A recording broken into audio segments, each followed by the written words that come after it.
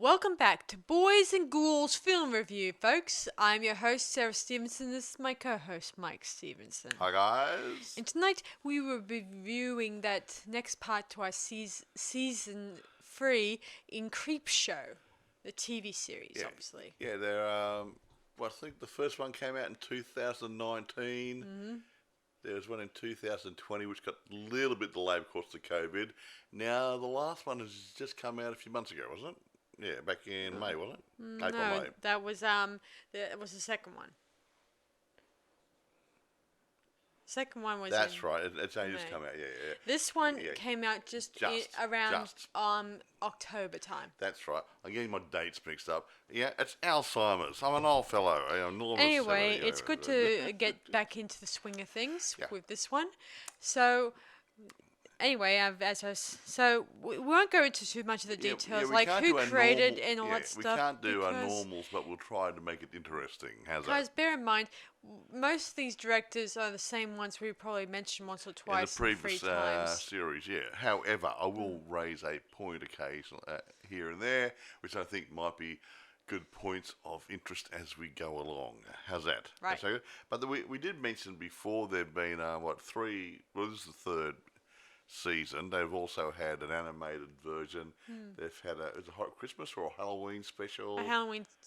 Christmas special. They've done lots of other things over the years in the spirit of good, clean, wholesome fun. And I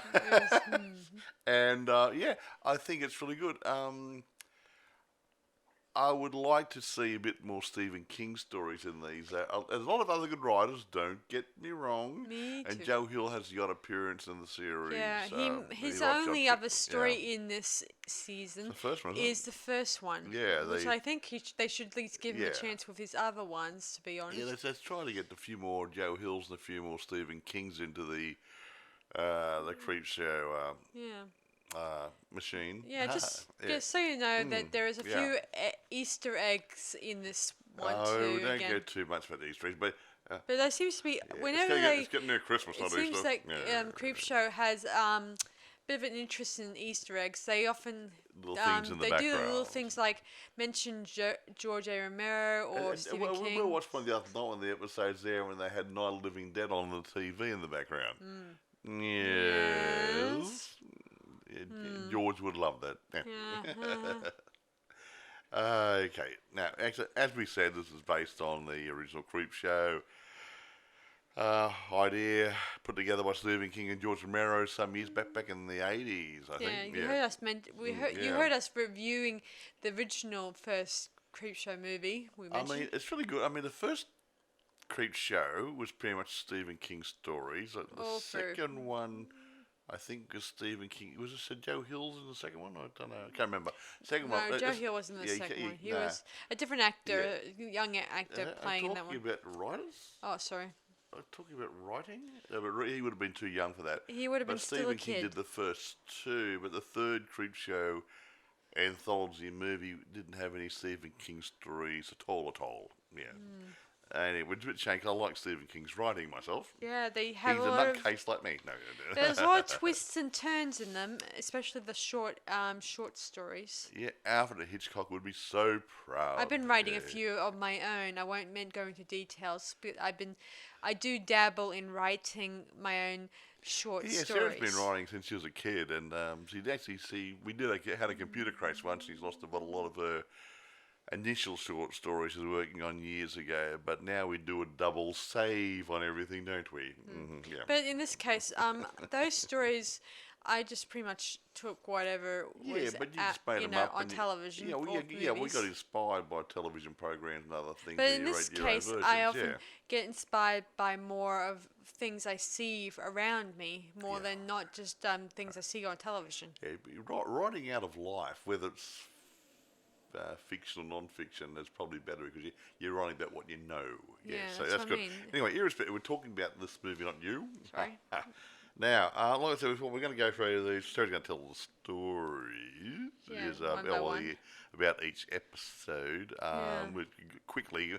But when she introduces each one, I might just pop in and say who the director was or who wrote them, or just help out a bit. But I will say that Greg Nicotero He has been instrumental in some early Creepshow movies and did he work with George Romero? Yeah, I think he worked on Day of the Dead as as a bit of a makeup artist. Special effects, was it? Yeah, special effects makeup artist, and he was in He did Land of the Dead with him, and another other. I think he did a few other ones with other directors. Yeah. And then I think he worked closely with George because I guess that's where he got his inspiration from. And actually, I think he's shown up in the three series. He's turned his hand to writing as well as directing in the three series that we're reviewing at the moment. Yeah, amazing. So there you go then. Good old Greg Nicotero. Yeah. So do you want me to dive into the stories now? You might as well go episode 1 and just see what the two stories are. Okay, the first story is called Mums. And it's about a little boy who lives with his mum and his horrible dad. He's a neo-Nazi type guy. Yeah. And one day his mum wanted to make a trip to visit her family members. It's a ruse to get away from her husband. Yeah, and somehow her husband gets wind of this before they get out the door, and he and his pal decide to take her to rehab, even though I don't believe that she was a drinker at the time. They told the little boy they were going to take her to rehab. She had a previous drinking problem. He used that as a reason to take her away, and they actually went out to some... Well, wouldn't say a cornfield, but just some sort of field where they're growing something, and they knocked her off. And then they brought her back and dug her up, dug a hole, bung her in the garden. Yeah. And while the boy thinks she's at rehab and she's not going to return anytime soon, that's why his dad says. He wasn't going to return at all. Well, that's what the dad told him, and. So the boy finds some special seeds in his mother's suitcase, and he plants them, and overnight they grow and grow and grow, and they pretty much grow into these beautiful, vibrant red plants with a skull face in the middle. Yeah, it's like like a skull face in the middle of the plants. Yeah, interesting. Yeah, and. Also, there's a bit of hair growing on those plants too. Then 5 o'clock shadow, guys. Yeah. Meanwhile, while this is happening, we see behind the scenes that his dad's up to something no good. As one would expect in these sort of shows. Yeah, and he wants his son to be to take part. He wants to be another neo-Nazi of his buddies. Yeah, whatever. Yeah, that's what he wants. Yeah, and and soon enough the boy gets wind of this, and he finds out that maybe something's up. And then when he's in the garden trying to rescue a pig from one of the plants were coming to life. Gosh knows reason. They come somehow. The flowers are mutated with his mother's remains, and suddenly she's now turned into a part plant, part zombie. A mutated plant zombie thing, But somehow she's maintained her motherly instincts. She loves her little boy. And she tells him to go and get her, get these people who killed her. Well, revenge be mine, says the Lord. And this includes a woman who is sort of her ex-friend who turns out to be a next love interest to his dad. Yeah, she's not bad looking either.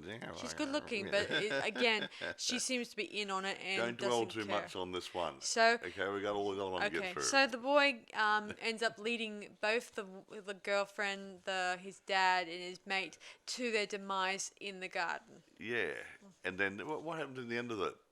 He ends up taking the bits of the plant, and they head off down to meet her family. Yeah, interesting. The end. Yeah, so he took his mummy for a holiday in a pot plant. And the next one deals with a bunch of girls who are a group of kids who are into this awesome singer, and the singer's getting pregnant at a hospital or is going to labour. Queen Bee. Yeah, and she's very heavily pregnant, so the kids decide to go down there to probably get a photo of the baby. Sneak in the hospital, yeah.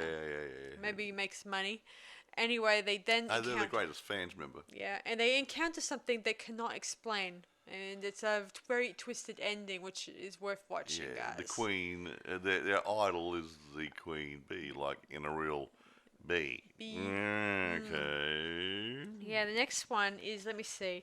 Skeletons in the Closet. Oh, this one is a good one, guys. Hey, this one was actually directed by Greg Nicotero. This one I like because this one deals with a man and his girlfriend opening a special movie props museum. Yeah, and there's a couple of skeletons in there which were used from previous movies and different things. Like Raiders of the Lost Ark, what was it called? Poltergeist. And the famous Creepshow, skeleton that you maybe from the movie. I mean, not from the TV original series. Guy. Getting a bit old now. Got a beard. There's some interesting stuff there, and as you guys are well known, I've been looking up prop museums, the famous ones, and there are a few in America and stuff like that. I also heard about a website where they're doing auctions for props. Famous we don't have the money, so it's most of the stuff is like thousands of dollars. Exactly. I don't have thousands and thousands of dollars. I have thousands and thousands of cents. And this is mostly the stuff that's in movies that are done in 2005 stuff. Yeah. I hate to think how expensive the ones that go back to the 1980s would be like. Well, you think about the stuff over the years, okay? The stuff that Charlton Heston used in the Moses movie, the Ten Commandments. It's a one-off. Now that's probably worth a few dollars. I imagine Charlton Heston's son wouldn't. That's probably family heirloom. That's kept in whatever. Some of the early stuff that George Lucas made for the original Star Wars, the guns and lightsabers and some of the things, they would probably be worth something. Because they're not making them again, they made them for the movie. So, anyway, back to the story. Moving right along. So, the guy there is with his girlfriend, and they're in love, and... Let's move on. And they're getting their museum organised. They got these special skeletons, as the ones I mentioned, and his rival, or his dad's ex-rival, I should say, who blackmails them because some of those skeletons originally belonged to our actual real skeletons from real people. Yeah, but there's one in particular, I can't remember what it was, and he said, you dug that one up out of a graveyard, a real graveyard. I don't know which one it was, but I know for a fact, I read somewhere that Poltergeist, they did really use real skeletons in that production. Well, they weren't being used anymore. No, true. No one needed them. But again, I imagine even Steven Spielberg put them back to We've got all the other shows to review. Okay. Eventually, the rival gets killed off, and he comes to life, and somehow tries to take down the proprietor. But fortunately, his dad comes to the rescue as he's one of the skeletons. Yeah, it turns out in his will he allowed his son to do whatever things. And he put his dad on display, so his dad comes and they had a nice battle, and Dad won. Yeah, the skeleton fights make me think of I guess the old skeleton fights from a movie from years ago. I think Jason the Argonauts had something like where they planted these teeth in the ground or something, and these skeletons they grew out of the ground. And that was a bit of stop frame stuff. It also makes me think of the third movie in Evil Dead, where there was a bit of skeleton fights in that one too. Okay, which move were cool. along. We've got all these other shows to talk about. It ends really good, where the Dad won. Yeah. Didn't the guy's girlfriend get killed off? Yeah, and she turns into a skeleton, and they make out. And lovely. Yeah. Anyway, moving on. Rattle so her the next one is called Familiar, and don't get me wrong, it's not about witches or wizards or cats and dogs, for that matter. Just move along and tell the story. Okay, it's about this man who thinks a demon is following him. And he gets warned by a fortune teller, I think it is, and tells him, the fortune teller.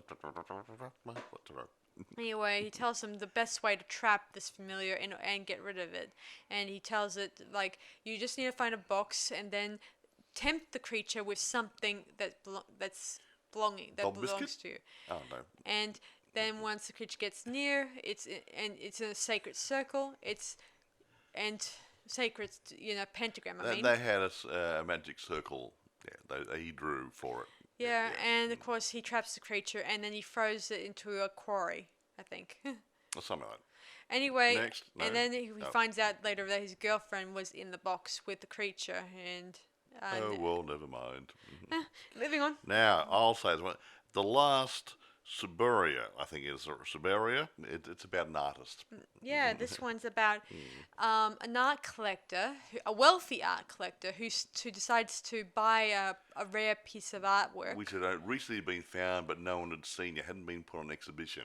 Yeah. So he bought it so he could be the first person to see it. Yeah, and when I mean first, he means it'll never be seen by the eyes of man ever again. Well, you tell the story now. Yeah, in this case, he burns the thing. And he had a showing at his house or his office or something or other. Home. He's home, and he puts it there so it's facing away from everybody. Mm-hmm. And he unveils it, he looks at it, and then he destroys it so no one else can see it. Yeah. It's good to have that sort of money, hey? Yeah, it's just horrible and tragic when you think about it. What was the twist in it? Ooh, the demon in the artwork comes to life and starts stalking him. Exactly. We won't talk anything more. It's quite a good ending on it. The next one is, let me see. It says, "Okay, I'll bite." It's about a prisoner living in jail who killed his mother in an act of mercy. That's right, yeah. Because his mother was sick with cancer. Yeah, and still he got put in jail. Of course, a mercy killing was still a killing in this story. And he's obsessed with spiders and tarantulas. That's right. He had pet spiders all over the place. Yeah. He's a nice man. He reminded of Renfield. Yeah, well, in Dracula. Why would I like a fly and have a nice juicy spider? Yeah. Anyway, so he gets bullied by one of the guards there, who's also running a drug plateau. Wait. Inside this the prison. guy who's in jail, he's actually a doctor, but he's also a chemist. He made drugs. Yes. Yeah. So and they're using him to make drugs so he can sell the other prisoners and make money. I think it was opium they mentioned. I think it was opium, somewhere, because he's the only one that could make the opium mixture. He knew how to do it. Yeah. Anyway, carry on. Yeah. Anyway, some of the inmates, they kind of bully him and tease him and stuff like that. And he then plans his ultimate revenge on the warden or at least the guard. The guard, yeah. Yeah, there was another nice guard in this TV episode where he's a good nice guard, guy. Bad guard, the usual police show stuff. Yeah. Anyway, he does get his revenge, and it's the most awesomest kind of revenge, if you can believe. And we won't say what happens because you're going to have to watch it, but it's not what you expect. It's really, really good.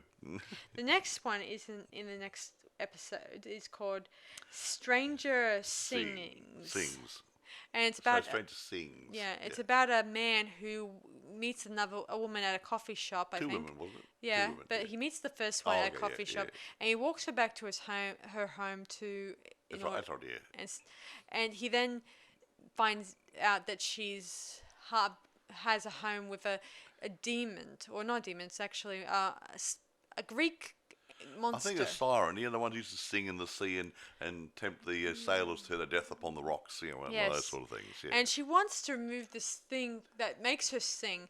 And transfer it from the other creature, the siren, into herself. Yeah. To have her voice, because they would give her control over people or something. Yeah, the ability to do what you want with any man or something like that. Well, yeah, why not? Anyway, of course he's a doctor, but he's not that type of doctor. But he was good enough to do the operation. Yeah. So he did the vocal transplant, and we won't say anything more. Of course, that one's got a good twist too. So, the next story is sort of a bit of a part comic, part movie thing. Episode. It's called Meter Reader, but it starts off, bring out your heads. HGADS, not bring out the dead.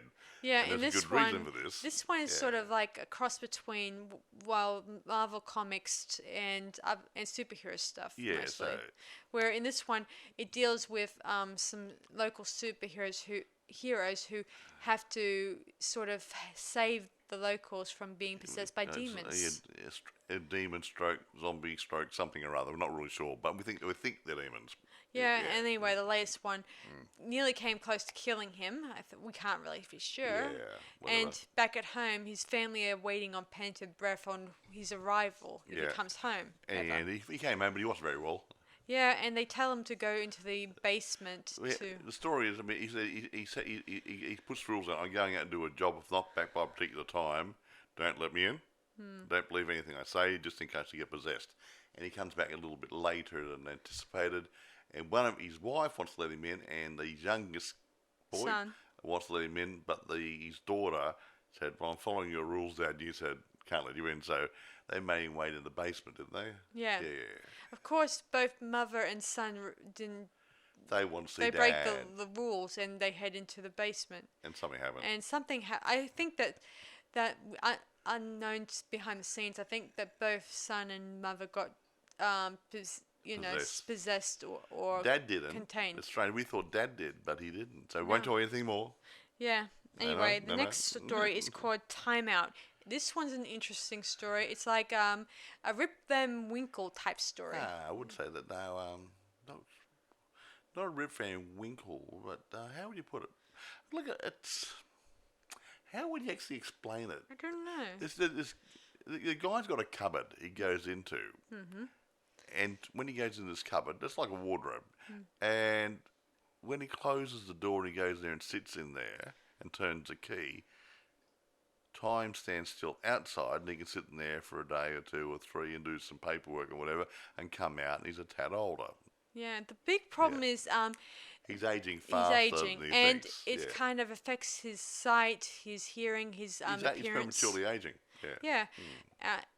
And he nearly kind of affects his work too. He starts off really, really good. He's young and up and coming executive type guy. He's a solicitor, is he? Or a lawyer? Yeah, a lawyer, I think.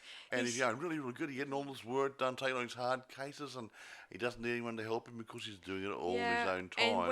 And when he he then decides to quit using the cupboard and decides to try to do it on his own for a bit, but somehow he doesn't make partner in the latest. Well, he was supposed to be partner. He was a partner in the business, but he wasn't keeping up his end because he didn't have enough time in the day. Yeah, they put too much stuff on him. Yeah. Yeah, thinking it's no big deal. Oh, he'll keep going and he'll keep doing it. And he couldn't do it anymore because he wasn't using his cupboard. Yeah. Anyway, it has a good ending, but I'm not going to tell you too. It's a predictable ending in one part, but there's a bit of a twist in it as well, which makes it quite interesting. We're not going to say anything more. The next one here is called The Things in Oakwood's Past. This one is all a cartoon-based one. No, they do the odd. Stuff. Yeah, they do the odd cartoons. I noticed through it, and they work out quite well, don't they? Yeah. Anyway, this one has. I know we haven't revealed any of the actors' names in this, but this one has Mark Hamill playing the mayor in this one. Hard to believe. Well, but he's always been a bit of a voiceover actor after. He does a bit of voiceover work. Yeah. Some people do both, but yeah. Yeah, so in this one, there's this interesting time capsule that they wish to open. Well, they think it's a time capsule. Yeah, and the librarian, the daughter to the mayor, who's a librarian of sorts. It's a local historian as well. Yeah. She's trying to dig into the past of this time capsule. And then she realises it's not a time capsule. Near the midway, latter half story. Yeah, it's not a time capsule. It's a cage. It's a cage to imprison something or other, which we're not going to tell you until you want to show. But I would love to tell them this one because I would. Okay. So it turns out there's these creatures inside this the box, and they start killing all the locals in Oakwood. And before you ask, they can't go outside of Oakwood. Somehow they're in a cage within a cage. Oakwood itself has got a perimeter around it. You can't see it. That the demons or whatever ghouls can't get through, so they're stuck in the Oakwood township. So if you get the township's limits, sign there, they can't go past there. Yeah. But all these things are kept in this box as a prisoner as well. So this is like a cage within a cage, sort of thing.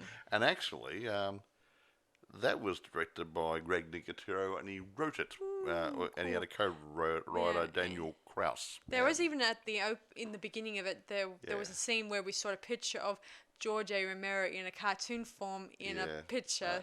On the wall. On the wall. He gets around. He's a bit like Ronald McDonald, isn't he? No, not Ronald. I mean, Colonel Sanders. Yeah.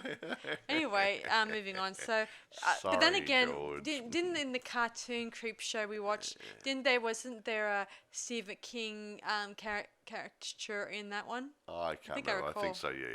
Anyway, moving on. They sneak in occasionally. Yeah. Yeah. So anyway, the next cameo, story is called Drug Trafficking, where it deals with drug traffic. Drug traffic. Not just drug traffic. Anyway, it deals with they're going through a border, and they're trying to check people out, making sure that they have anything. There's supposed to be some sort of disease, and they want to stop these people immigrating from one place to the next, and trying to stop these creatures from spreading. Yeah. And they knew what they're looking for. And he wasn't anything. They knew it was not like zombies and stuff or demons or something. Yeah. Yeah. Well, actually, we don't know what that girl was, to be honest. Well, they're stopping people. They want to make sure they weren't those sort of people coming through. Yeah, they weren't doing ordinary stuff. This is a different sort of universe. Actually, it's the same universe. I just never saw this thing before. Yeah. It was the same thing, you know.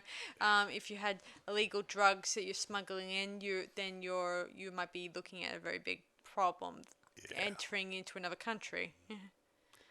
Anyway. Okay, whatever. And I still don't know what this creature was, to be honest. It's really weird. However, won't say anything about it, but there's a cameo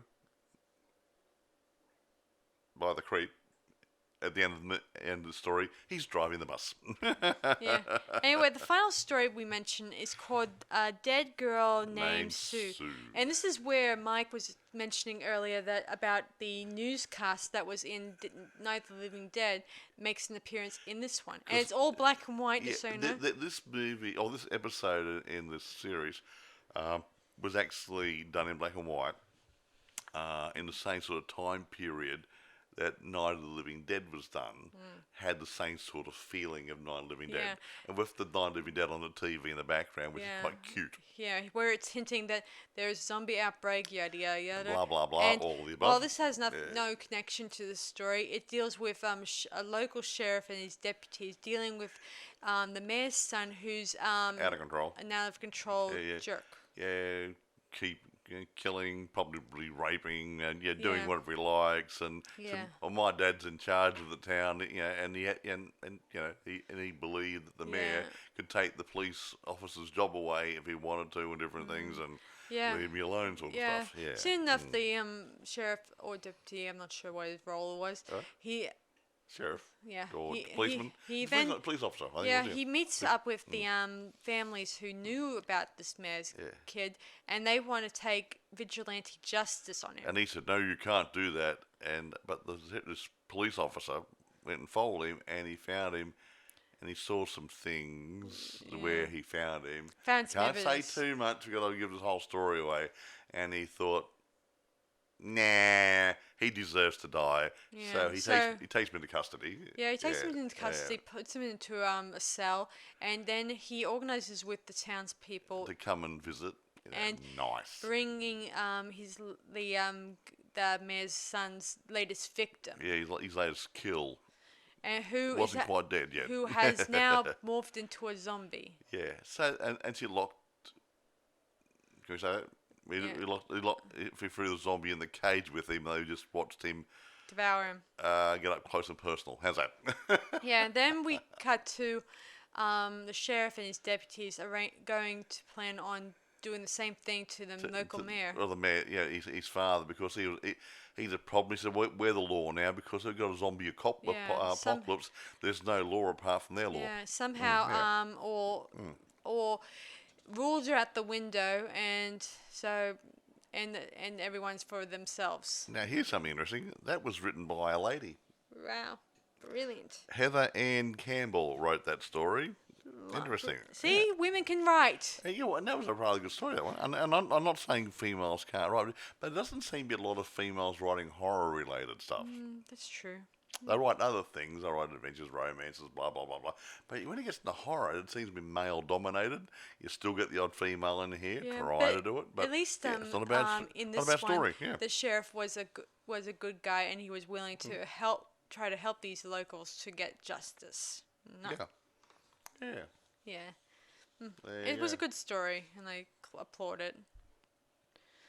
Yeah, but interesting. It was quite a good ending. I liked it. Mm-hmm. But it did have a Night of the Living Dead the original, feel to it, which is good. I like that sort of stuff. Yeah, that's me. That's me. And now we won't talk too much about the production. Do you think it's interesting that throughout the series so far, we keep going back to Night of the Living Dead throughout these Creepshow episodes? It doesn't keep going back, but it seems to go back to George earlier work. Occasionally it sneaks in because some people write a story and they bung it in the movie.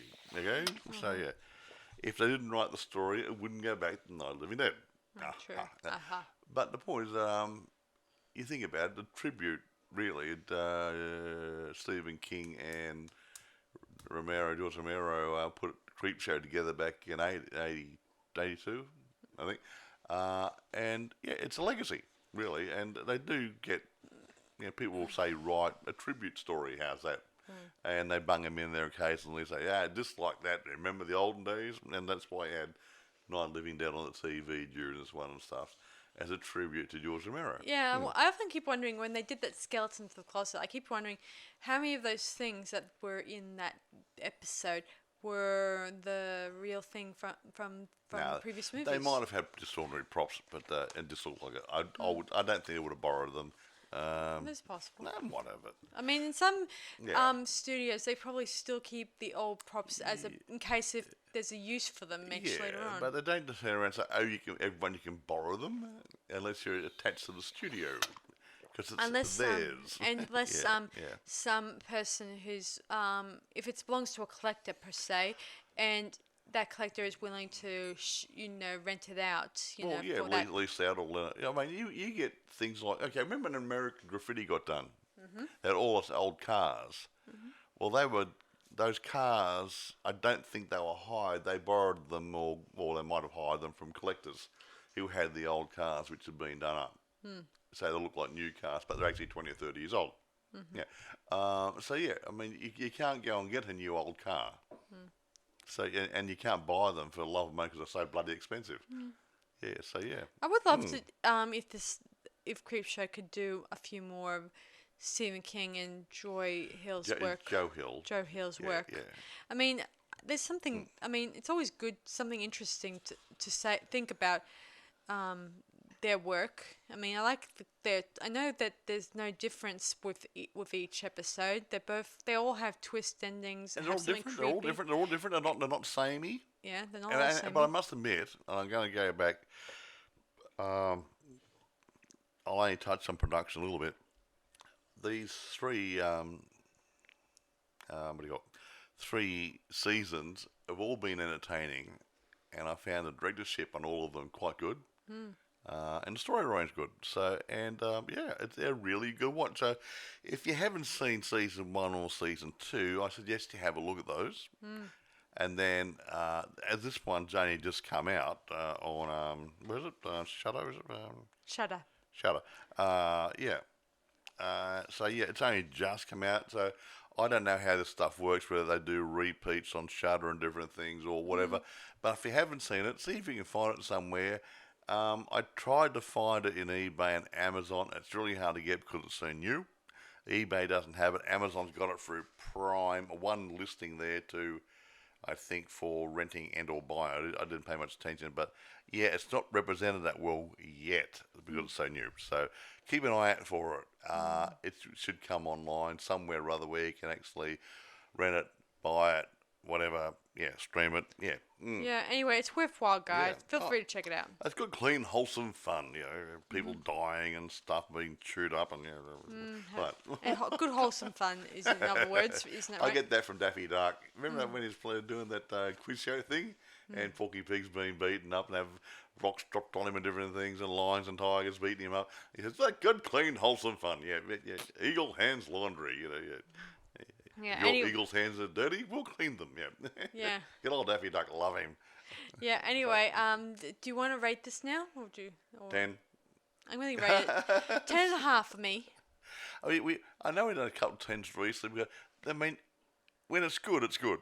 Yeah, when it works, it works. Yeah, and these guys got the magic. And I'm not saying other people don't have it, but these guys are polished. And you can't knock the stories, you can't knock the filming, you can't knock the acting, so you got to give it a 10. And you can't knock the lighting. Yeah, and sometimes you get not so much in this one. I think you had maybe one or two, not to me, known actors. I mean, they do bring other actors in. I don't know. Yeah. But in some of the early ones, they had some more well-known actors. Yeah, like Tobin Bell. Tobin Bell's in it and stuff, and some other people, and Adrienne Barbeau, is it, that who was in the Creepshow movie? Yeah, the one who's in The Crate. That lady. She showed up in Creepshow. Yeah, but that was 1. in them. Yeah. Yeah. So people like that came in to the first, but they're using other actors as well now, Yeah. and they're all good actors. I'm not knocking them.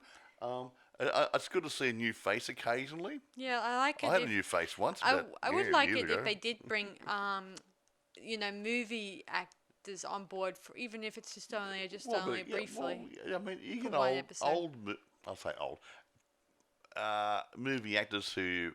Like a kid actor who doesn't do kid acting anymore or just not doing anything, so give them a chance to sort of get into a bit of TV work. Unless the payment they're receiving is not really to their usual standards, I'm not sure. It can't always be about the money. I mean, it's good to have. It's good to get paid. Don't get me wrong, but some people do it for the fun of it and the experience and everything else, as well as you do an independent movie, right? You've done one recently.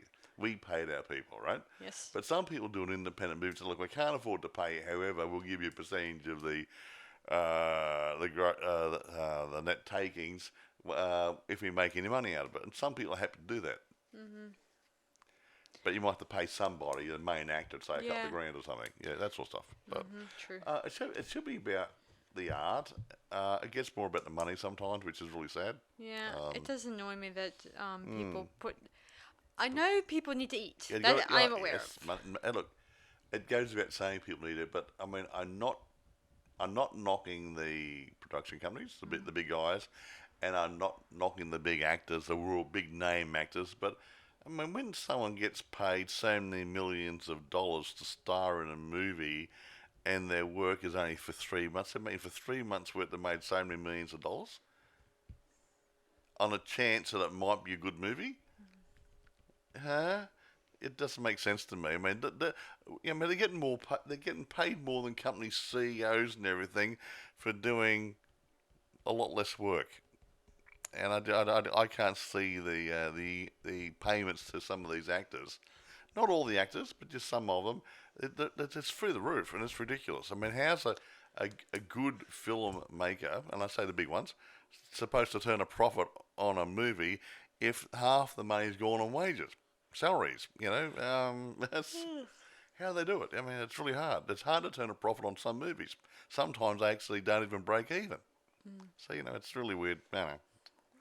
That's just my little grumble, isn't it? Yeah, but anyway, that's about it, I guess. I'm sorry if this one sounds like a very short one. Well, we've done all the other bits before. It comes out, and the production here, and blah, blah, blah, blah. Yeah. We're not going to go over it again and say, these are really directed good. by directed and produced by who, yada yada yada. Well, because they had multiple guys, and and this it would be nice if I could find some interesting film facts about this season 3 for you guys, but I had a difficult time trying to find. There's not a lot around, but it is a good look if you like Creepshow stuff. I do. And you like Easter eggs. And Easter eggs, look in the background. I saw something. Yeah, that sort of stuff. Yeah, it's really good. It's fun. Yeah. Yeah, it's always good to find something Easter eggy. Anyway, that's I can't think of anything. Without boring the people, I can't think of anything. And I like the old-fashioned makeup and stuff here and there in those Creepshow. Instead of the usual, let's just use CGI because we think it's cheap. No, CGI isn't cheap. It's just easy to get an effect. Okay, it's not cheap. It creates an effect you can't do easily otherwise. Let's bunk some CGI in. Well, that's okay, but there's a lot of old movies which got by without CGI, and they're still exceptionally good. True. Actually, an example, right? Remember, have you seen the 4D Man with me? Yeah, I did. The guys walking through the walls and stuff? Yeah. Robert Lansing played the lead role now.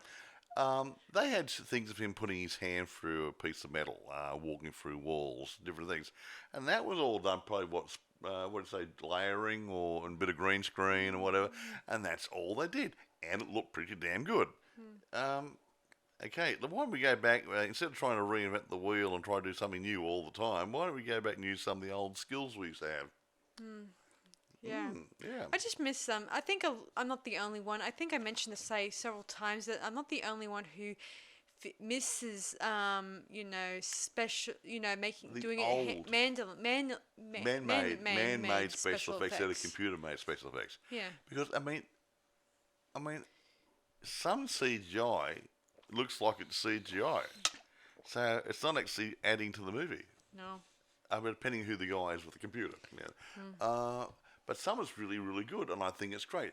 But it's being used too much. Am I going to watch a CGI movie or some real human beings walking around actually doing something?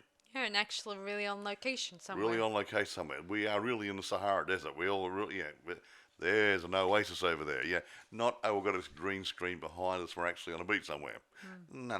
It's a bit of a worry sometimes. They take it the other way too. Sometimes they get a bit too basic and too much of that.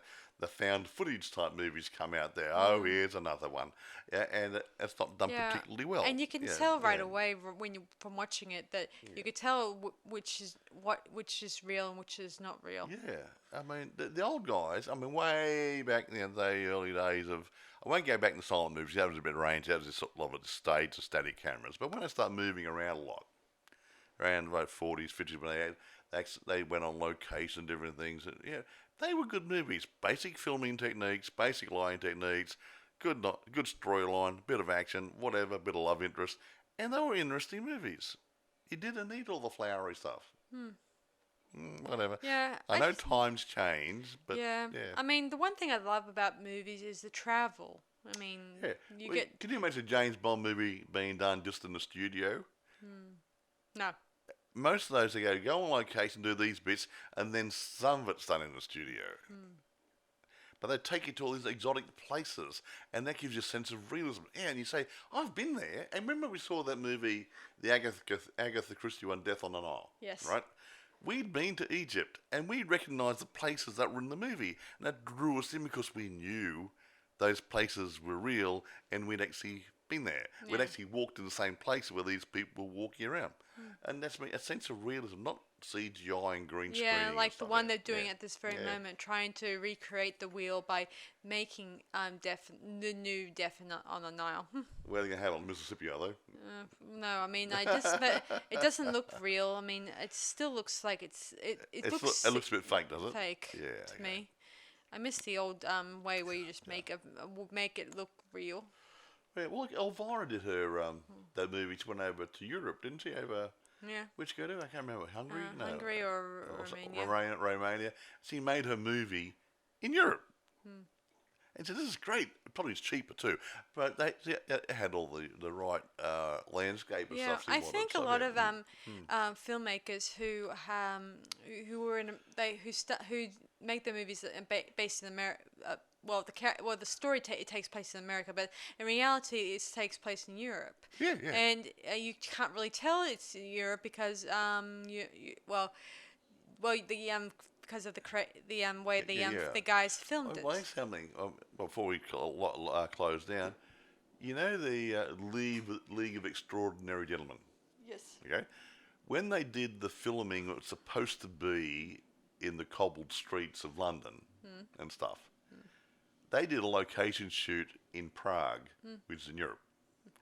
Because London doesn't look like that anymore, but Prague has an old area which looks similar to what London would look like back in those days. So they went to Prague in Europe to do the London footage because they couldn't do it in London. So, I think I've heard somewhere that I think there was one movie I was looking at where it said that they filmed in Europe, but they filmed the rest in America because something to do with the fact that if it was just filmed in just Europe or for that the people who will stream it in theaters will not touch the film. Maybe. I don't know. But the point still remains. Although I do think but location shoots are really important. Shoots are really important. Yeah, really important. Yeah. If you get good location shoots and they look real, it's got a sense of reality. And I keep telling you about reality. If you have a sense of reality, even in a fiction or a fantasy movie, it drags you into the movie. Yeah. And that's what you want for your audience. You want people to say, wow, this is great. Yeah, I get dragged because it's real scenery. It's a real place. I might have been there or I've seen pictures of it. Yeah, and you start to get a sense of reality. I know what I'm thinking of. It was, let me see, what's it called? Hellraiser. The first one, I mean. The one that was made by Cliff. Whatever. Cleve. Whatever. Bark or something. Whatever. Anyway, it said that he was, he filmed, for some of the locations in Europe, but he tried to make it based in America. Yeah, well, so that it would pick up both the American market. Yeah, exactly right. But you can make a movie anywhere and say it's going to be so much. Look, you look at Matrix. Where was Matrix supposed to be? Good point. It's supposed to be in America, right? Yeah. It was done in Sydney. Okay, so it doesn't matter. Yeah, well. It's done in Fox Studios. Yeah. So I recognise some of the street scenes they did down the back there, driving down the road. There were alleyways. I used to walk around there when I was a kid. So yeah. Yeah. Anyway, moving on. So that's about it for us tonight, guys. Yeah, it's been a blast. It's been a blast, and I hope you guys enjoyed this last review. So this is Sarah Stephenson. And Michael. Saying we'll see you guys for our next podcast. Bye for now. Bye, guys.